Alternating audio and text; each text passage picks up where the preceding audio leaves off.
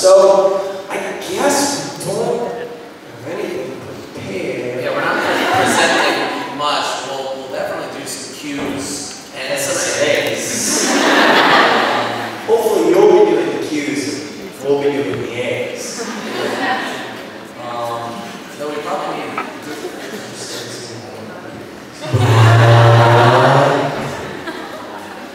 oh, okay. This is the one I do this the whole weekend, so.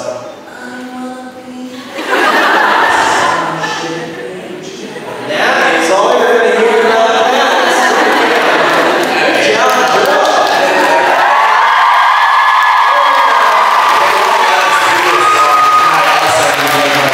so yeah, if you guys want to line up, start doing them cues, we will get our A's ready. There may be a cue at that Is this the cue for the cues? Cue for the cues. Yes.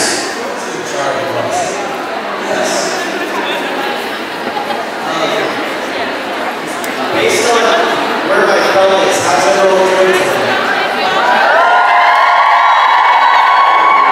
Oh, that's good.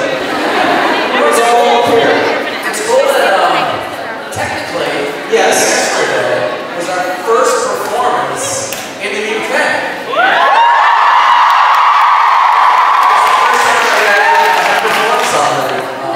So, and I didn't even realize that until afterwards. And tomorrow will be our last.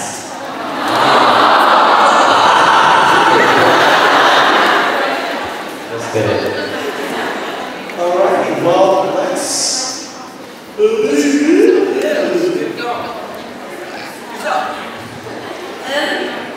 Which show was your favorite to actually rehearse and create? Which show is your favorite to rehearse and create? Well, I had a lot of fun on Harry Potter sequel.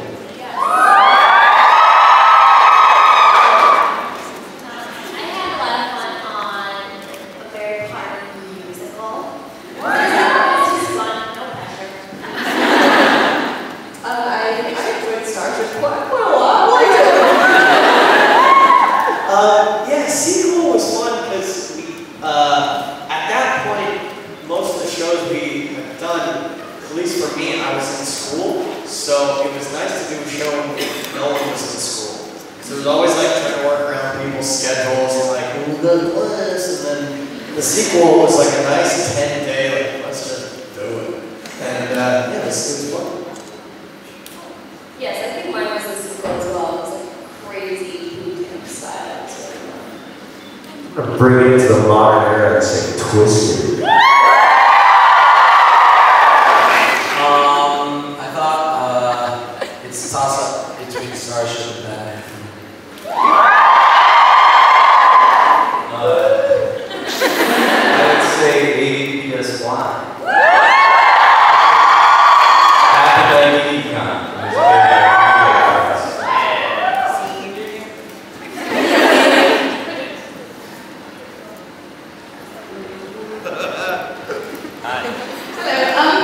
What's the best thing about working so closely with your friends? It's probably, she asked, what's the best thing about working so closely with your friends? It's probably working so closely with your friends. And you also skip, there's a lot of times with a new group, there's like this get to know you phase that sometimes takes a week or two before you can even like really get comfortable acting with those people. And now it's just like, I know what I like, I know what I don't like about everyone. It's great. It's like, it's already all set. It's perfect. We also really like those questions, like we're joking about like, what kind of animal do you think the person who left of you is, and then like we like because we can answer really like silly questions like that about each other. So we have some crazy questions. Ask those. I'd like to see when my friends surprise and impress me. I know.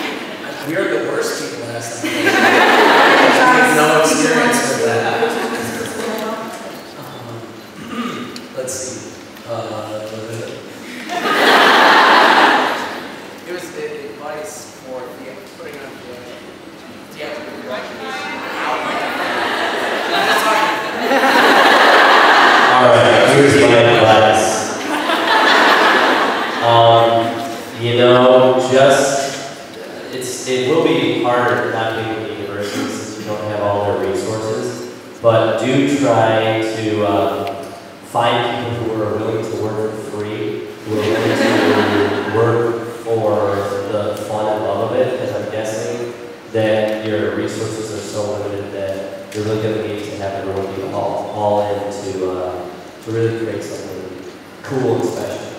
Also, trust is a huge thing. You need to be able to trust the people you're working with.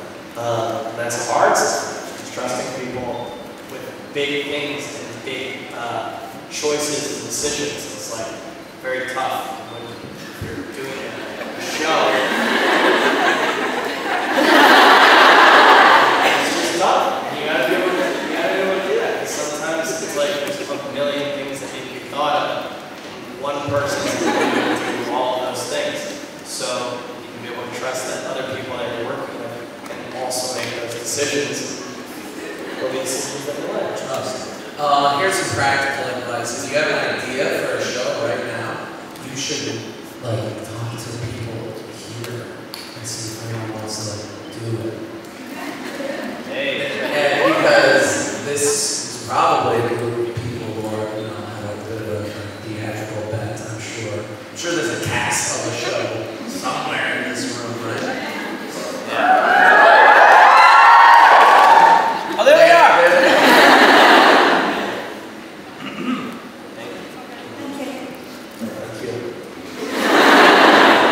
Hello. Oh. Yeah. I wanted to ask Joey and Joe if there are going to be any more tasting tests because I love those.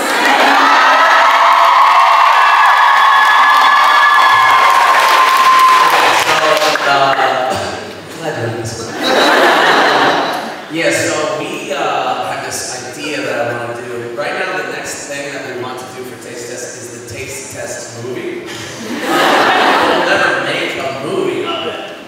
So really what I want to do is make a fake extended trailer for the movie. For a movie. That pretty much has everything you need to see in the movie. Yeah. It takes place it's been 2 years. Right? Yeah, it's like we're like out of a job. We're like washed up. Red Line's fired us because the last taste test that we made actually did not get aired because it was too dark. Which is Really true. Which is true.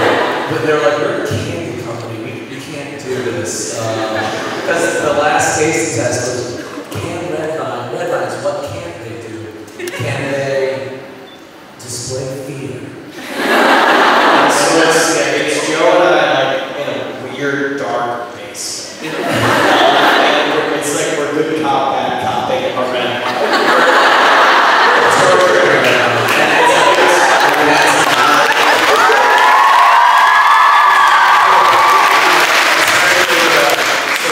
Political environment in the world nowadays. It's like I'm not okay to waterboard a red line.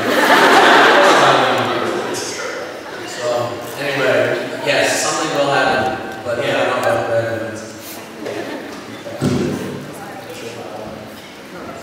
Hi. I wanted to ask you if you ever played Dungeons and Dragons.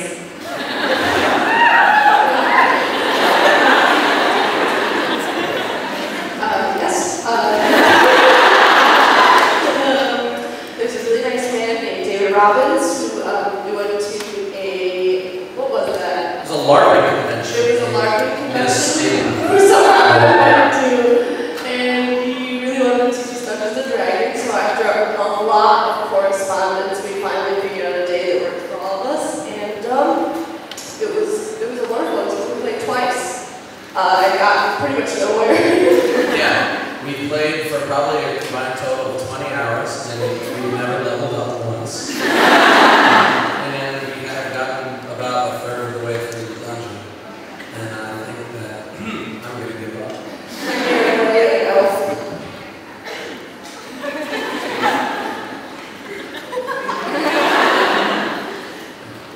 All right. Anyone else? Hi. I've come over from Australia. We get a little bit of Australia, so I hope you enjoy our piece of hospitality.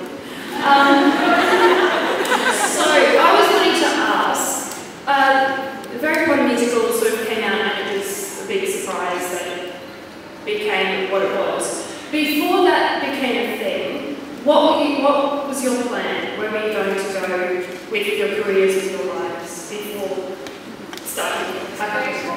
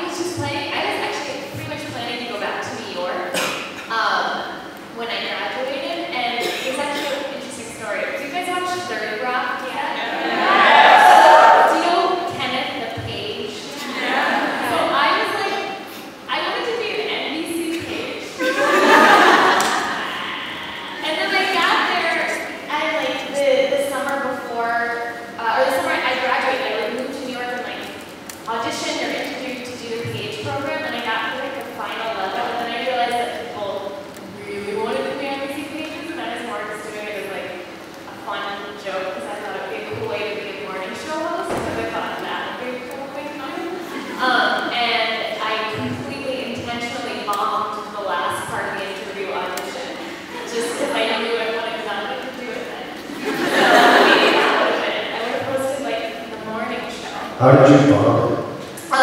You had to, the last part of the interview was you had to do a presentation about why you specifically, as a person, would make a great page. We had to come up with this presentation, and people came with giant PowerPoint presentations and huge things that they had planned for months, and like monologues that they wrote, and they were really hammering about like inserting television shows as like funny jokes to, I don't know any NBC shows, and I'm just, they were like, I've been studying at the office for hours, and like, that picture of Steve Carell.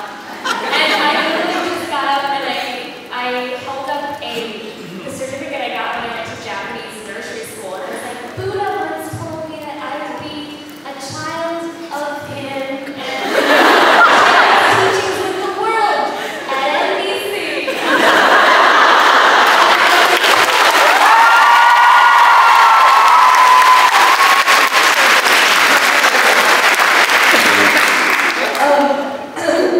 I think that I was the original Chicagoan. I think that I was the first one to go to Chicago, right out of this group. And I just really wanted to get into the comedy scene. So I spent my first 8 months doing like pretty intense like stand-up open mics all the time. And my goal was to write new material for each stand-up set. And it got really intense really fast. In Chicago, you know, it's mostly guys doing stand-up. And then when you're a girl, I was just talking about this last night. When you're a girl, you get like put in these shows like, ha ha ha, these all girls night, bring the next party to the stage, woo! And it's like pretty degrading. And then Matt Lang was like, I think we're gonna come to where you are. Please come here. So I was still doing that. I was still in school, so I was like,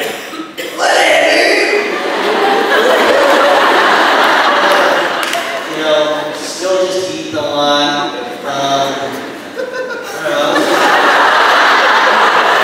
I was like 2 more years of school, so that the thought of like what I was going to do after I hadn't really done. I hadn't given myself the opportunity to think of that yet. So yeah.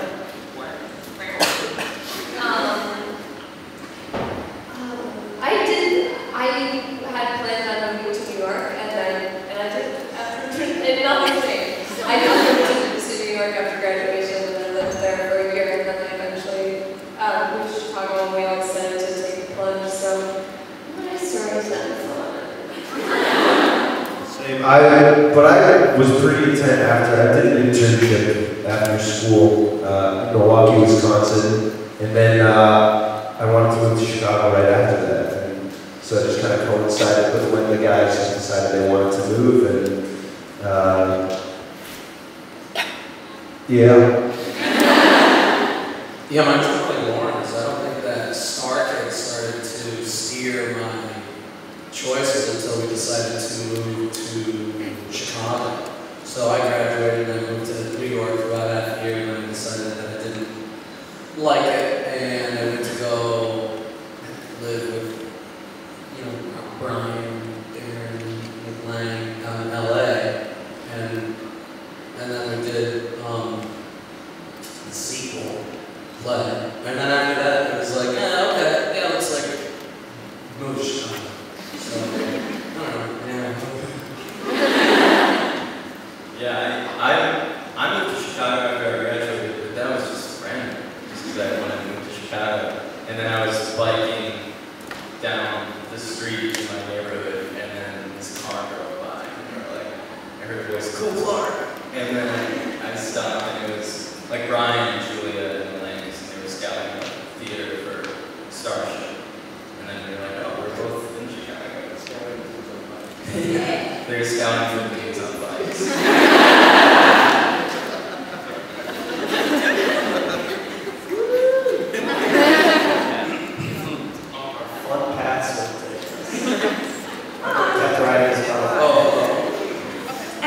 How did you find the differences of doing kind of plays when you were in university and then changing it to doing it like the company that you've got now? What kind of the major differences, and kind of, do you miss anything in your college university environment?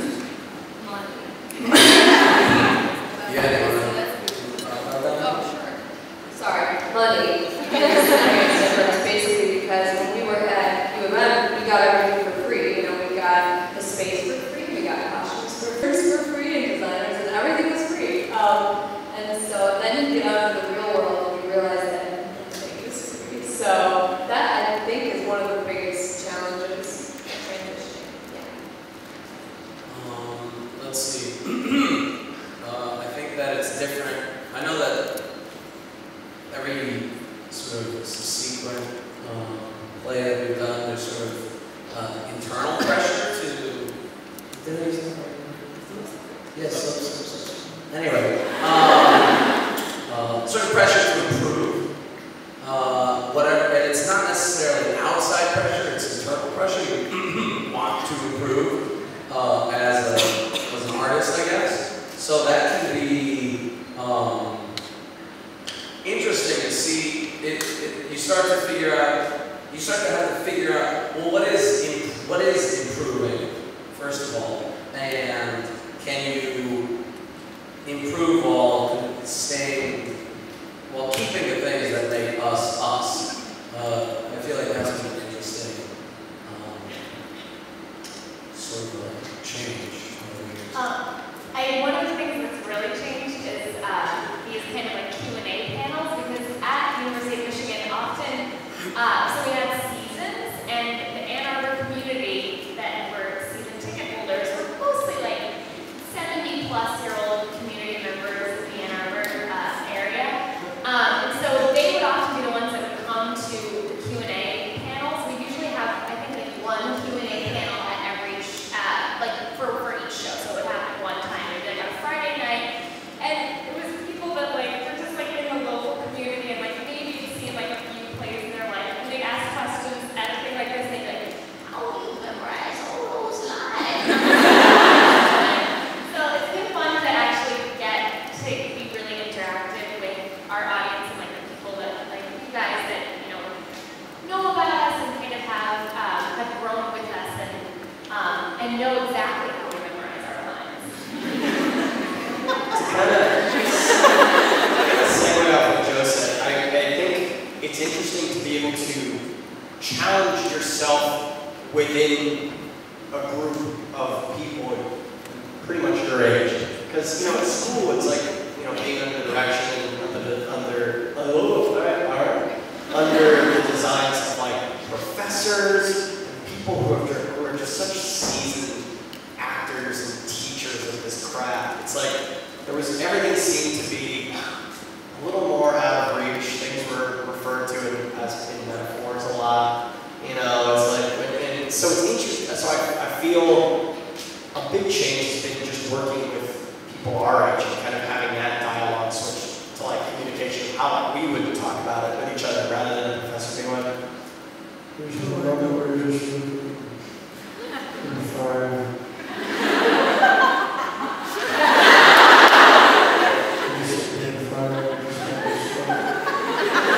And you go, okay.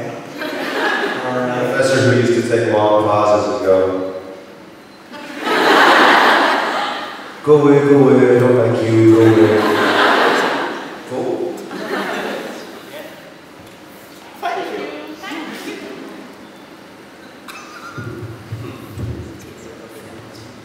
guys, and if you could replace or play any character in a musical play or TV show, who would that character be and why?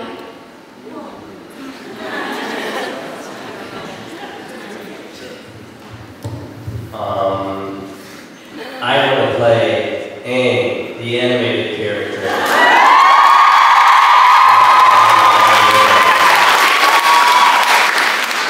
I would love to play Schwartzy and Sunny. I think I'm ready to be off. Maybe a little shop. I probably wanted to hurl lost. Oh, I don't know.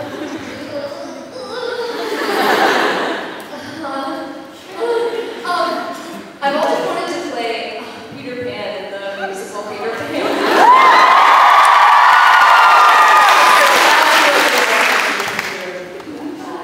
Love coming of age stories, and I have a lot of nostalgia, Catholic nostalgia, so I would probably want to do like, I'd love to do like Marty McFly.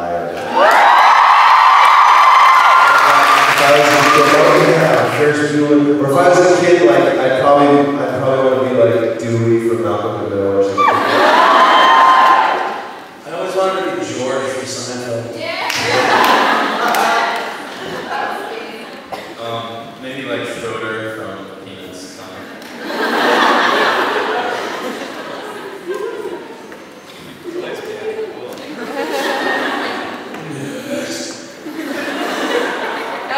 Of all the musicals that you've done, do you have like a favourite scene that didn't make like final cut onto YouTube? That's one of my favorite questions actually, like normally, because we get to tell. A lot of the time, I think the best stuff doesn't even make it into the play, because it like just doesn't, it's so irrelevant. Jim is having bringing this back into the play. In Starship, I think something that maybe like once every 2 months, I'll wake up one day and remember this joke and go. And never made it. And there's a scene where Junior comes in and he's talking, and it turned into the scene where he's sort of introducing the girl, and he's introducing a lot of plot points. And he comes in and he starts talking, and he starts asking questions, and everyone's just standing there sort of blandly nodding. And he goes, Did anybody read my emails? Did anybody read my emails? And I'll go. And he goes, well then this isn't going to make any sense. And he takes a little parrot off his shoulder. And that's it. That's the whole thing. There's no...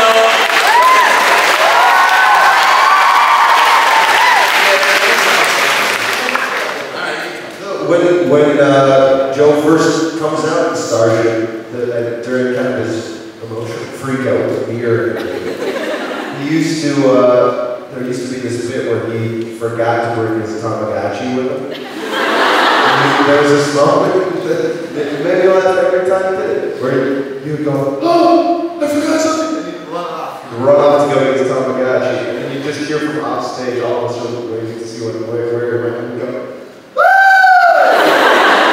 when he came back, this Tamagotchi would be dead. We're gonna start from scratch. There's also a whole other character in the sequel called Big Fat Tummy, and it didn't work. It was just the worst thing that didn't work. And I don't know if it was or if it was like just my. It was probably my fault. But they were so mad because they're like, you're gonna get fat. And they kept being like, they're like, no, just do a stomach. And they're like, stomach's so stupid. You're gonna get fat. It's a joke that Ron talked to his stomach. And he like made the noise and talked. And it was the dumbest joke. And it just didn't work. And one day they were just like, we're gonna fail.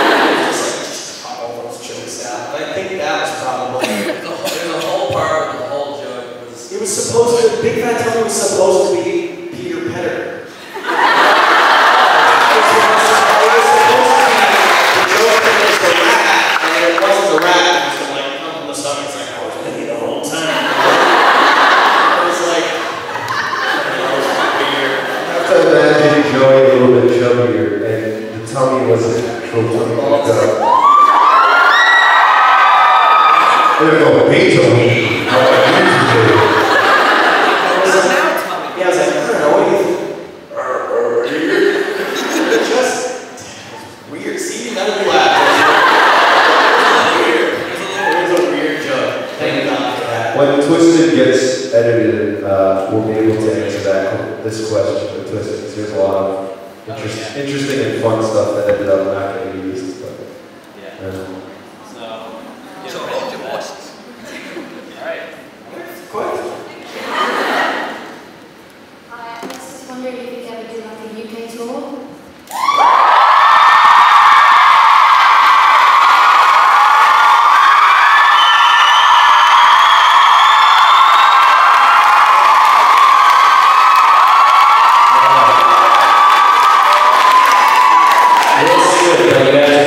Each of you has to come to every single Alright,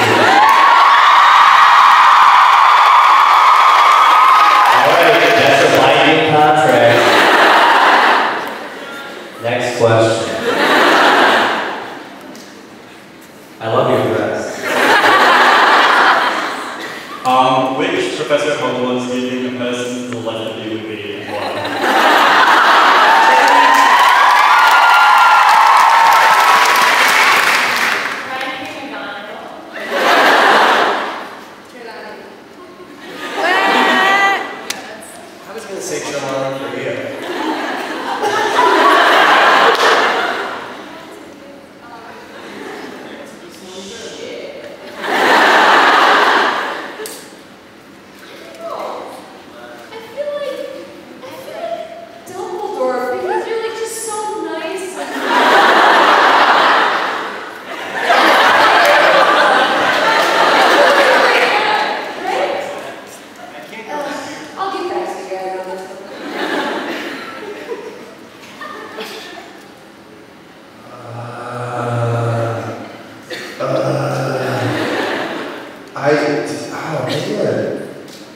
I don't know. I feel like I don't know the characters well enough. Maybe. Hey, hold on. I would say, yeah, I would say McGonagall. I feel like Dylan's a ghost. Not a professor, not a ghost. But I can't remember which one I'm talking about. No.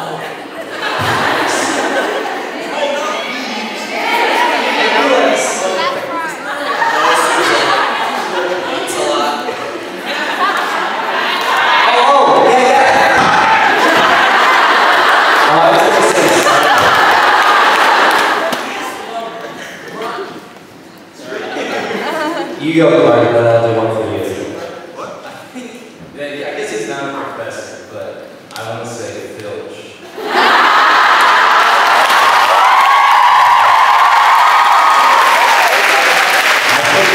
I think that Clark is definitely most like friends in their life. I was going to say the same. He's cool, he's tall, people are kind of afraid of him. He's cool. Joe's, and then Jamie's Mrs. Morris. Hey guys. So does anybody in Starkid have any like annoying quirks? Do you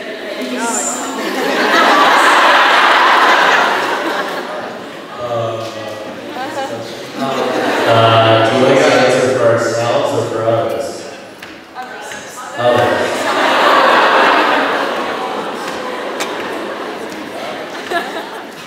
I have a tendency to fall asleep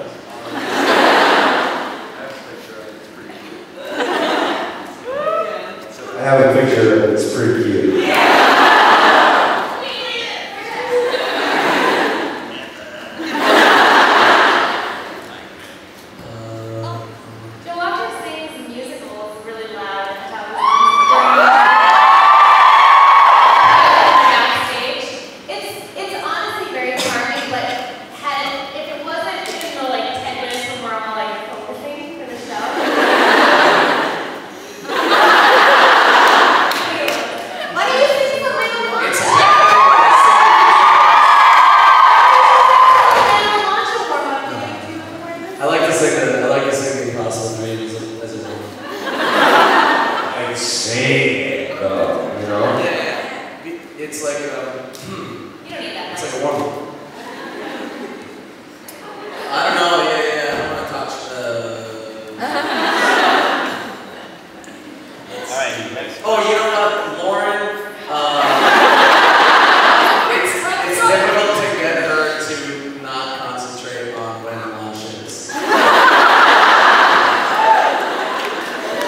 love lunch.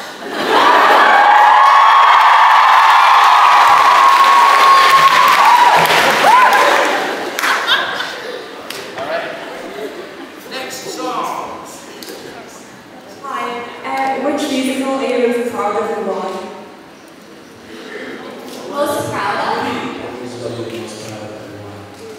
I would say Starship. Yeah. Just Starship and it being the first show that wasn't at U of M. It was just such a monumental. Yeah, I learned discipline in Starship that I take it up for this.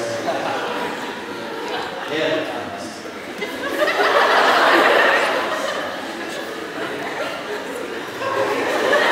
I don't know. I think there are little things that you're proud of about every single one. The first one was cool because it was the first one, you know. It was fun and irreverent, and but you know, it's like Twisted was really tight, had a really great cast and everything.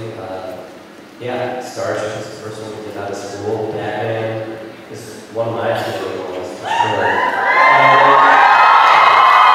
They all have something special about them, I think. So I don't know if it's kind of like which one of your kids do you love most. And I guess realistically, if you are a parent, you probably do love one of your kids.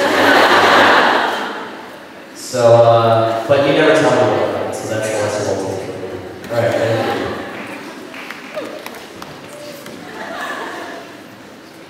I was wondering if you could give us any like teasing or things about Twisted and when it's going to be out.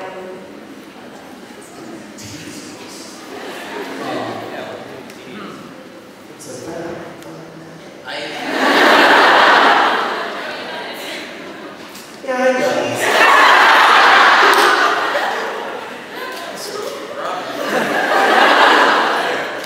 I'll take some more risks here. I'll tease who the main character is. I think that's okay. We'll tell you who plays Jafar. And yeah, I don't care. Let's do it.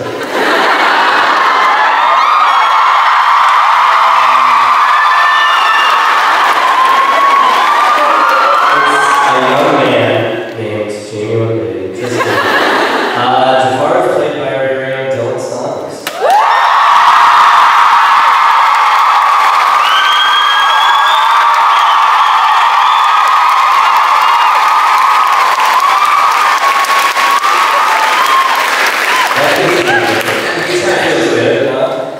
Feels kind of good to talk about that. Yeah, that's nice. Dylan's pissed. No, I just know what was happening at school though. Did a pretty good job. Yeah, I think, Dylan did a great job. It'll be really cool if you guys see it. We're not sure when it's going to go up on YouTube. They want to try and have it go straight to Broadway. So they're going to work on that. And we'll see what happens. But you guys will get to see it eventually. We promise.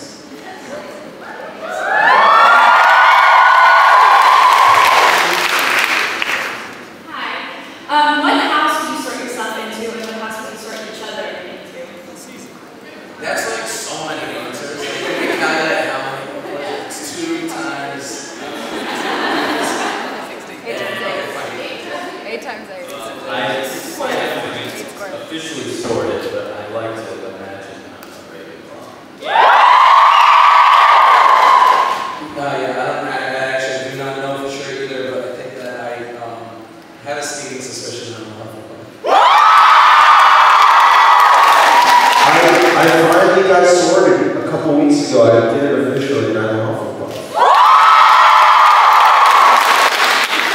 One of the questions was actually really funny. It said, it was asking about like, what your worst fear was or something. And yeah, I know that. No, but the thing one of the options was like speaking in a silly voice so that everyone laughs at you and everyone can understand you. And I was like, that sounds like my job. That's not right. I would like to be a Ravenclaw. I would like to be a Ravenclaw, but I'm probably a Hufflepuff. Right.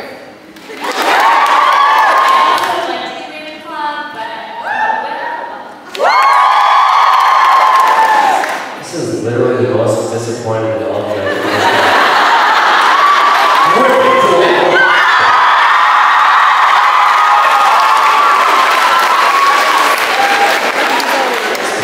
Yeah, that was so awful of you though, right? To say it like that.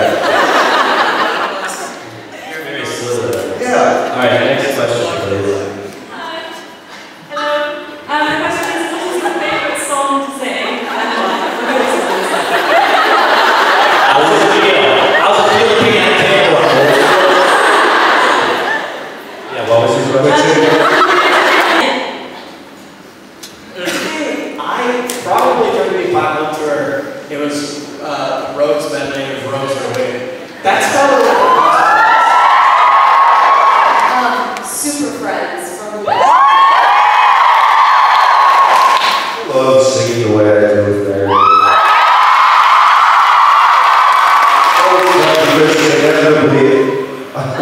Inevitably, I'll be focused out at one point and I'll turn and Meredith's just going. Always fun. Yeah, the background songs are really fun. I think that may be Super Friends. I also really like singing Clark's song, I Was. yeah. I really like to sing that song because it's not like goofy as hell. It's like a regular song. Listening to Clark sing that song is also one of the most joyful.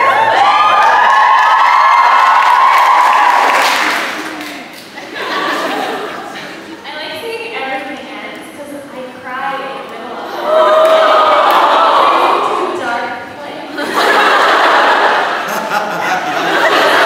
Mark wrote that song. It's brilliant. I told Clark that we should win a Grammy for that song.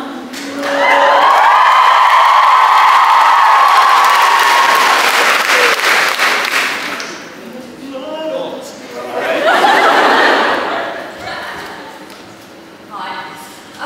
Can you do an impression of the person on your right?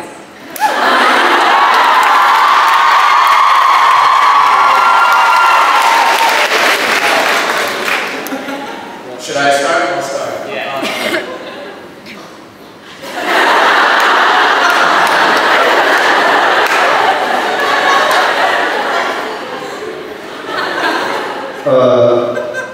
You have to imagine that this is Joe's apartment, and you can't see Joe right now.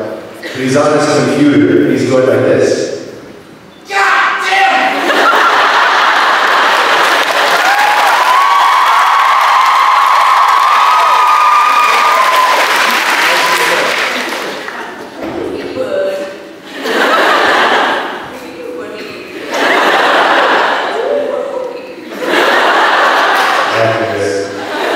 Scratch my back.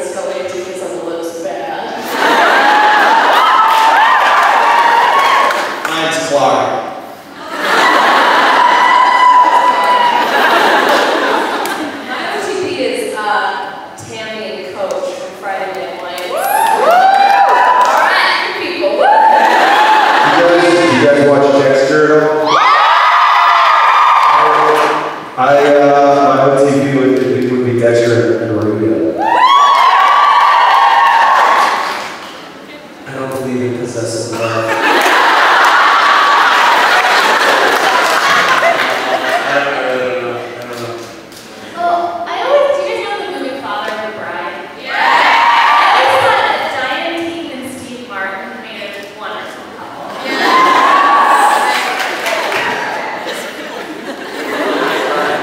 Who's your OTP? Who is it, man? Let me think for a second. Think about it. I gotta think of a joke. Hold on. I got mine. It's when I read The Time Traveler's Wife. What made me read? Oh, other books that made me cry. I don't know why I got this, but really giving me time to read a joke. So it's either that couple who I clearly love so much that I can remember the names.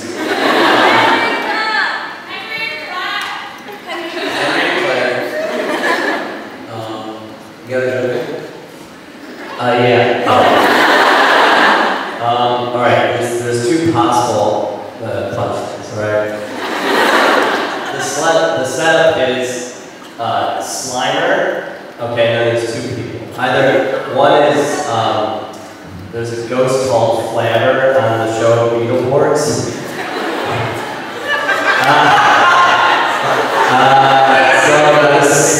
Slimer, Flabber, or you know, Slimer and the Tasmanian Devil, shit on that. Slimer and his lunch. Yeah, Slimer and High C. Right? Alright, thanks guys.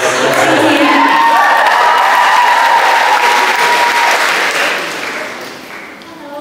If you could play any one of your musicals that was a great character, who would you play?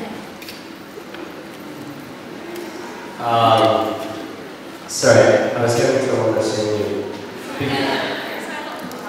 From our musicals. Oh, okay, cool. Okay. Just give me a couple minutes to think of a joke. I probably want to play Dumbledore. Phil's Dumbledore was so funny. Phil's Dumbledore made me laugh on stage a lot. Stupid wigs and like butthole. Good stuff. Old. I'd probably take the lead and play Harry Potter. Everybody asked me, but I couldn't do it, so Derek was like, please. I want to play Umbridge. I want to play Umbridge or Gilderoy. Maybe accurate, that would be fun. I always thought that Lupin was a great part. I do it as well, but it's great. Come on. Is there a part of the band anyone? I always wanted to play the drums.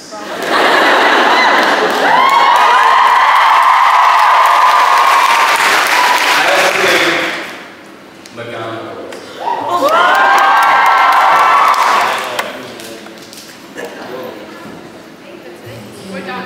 Oh, there's no more questions? Is there anyone else that wants to Oh, It's time. You got it? No, I just did 5 minutes. Did I understand that? we got 5 minutes, so. Yeah, that's And if you have a favorite book, would you like to see a book about a TV show or a movie? You know, this is so funny because at Star Fury, I said there was a book, or someone asked like what character from some book that I want to see. And it was this series of vampire novels that Guillermo del Toro wrote, and they're making it into an FX series. And I was like, shit. Damn it. But the guy they got to play, did anyone watch House of Cards? The Netflix and the BBC, sorry. Never did. You know the guy who plays Peter Rousseau? He's so good. And he also played Hemingway in Midnight in Paris. He's playing the part I was saying, I want to play that part one day. So he's going to be really good. Yeah, it's going to be a cool show. So watch that on FX, you know. Probably a movie. I like movies.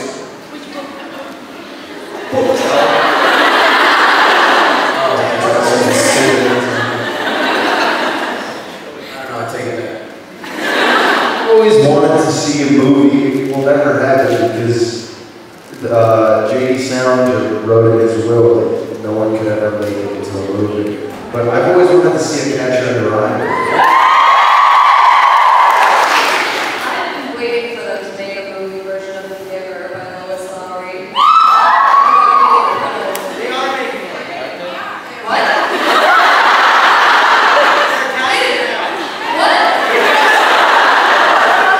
Oh, what are the requirements for the audition? Meryl Streep is in it. That's actually cool. When's it coming out?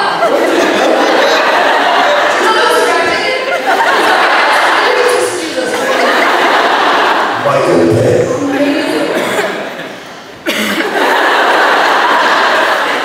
When they made the Lord of the Rings here, I'm into it. When they made the Lord of the Rings into those movies, I think that was it. And I'll probably never be that excited again. It's alright. Because not only was I so looking forward to it, but they did such a good job.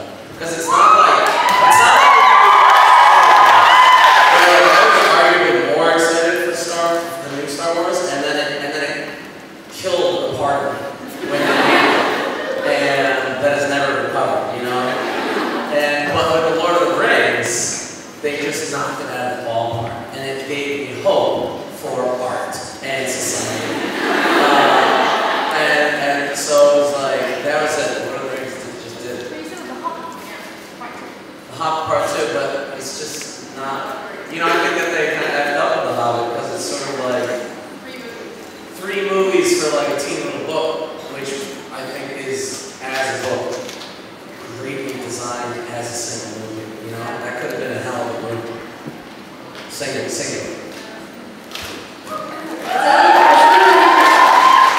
Ever read Stargirl?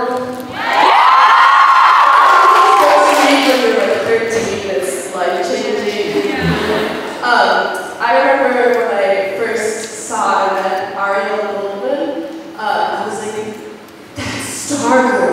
That's like what I thought Stargirl would look like when I read the book Stargirl. So my hope is that she'll play Stargirl in the movie that they'll make soon. Do you think she looks like her? Yeah. She's like the doe eyes, the long hair, the freckles. That was thanks, guys. I think if they made like a really cool Animorphs TV series, that would be awesome. Because the Nickelodeon one they had wasn't very good. But if they really, I don't know, I still think about that book series. It was a book series that was around like when I was probably like, Can we see like a show on the 12. I'm just curious, who knows what Animorphs is? Alright, so that's a good amount of people. You know, yeah, it was just this really cool book series where through the advent of alien technology, like 5 kids could turn into animals. But they could only stay animals for 2 hours. Otherwise, they were stuck as that animal forever. It was, in the whole series, of them turning into animals and battling this alien invasion. And it was really cool. But then they sort of made a Nickelodeon version of it, which wasn't as cool. They treated it like it was a book for kids. You need a dark, gritty. Yeah. One that's more realistic. Well, you guys, I think that's our time. Thanks so much for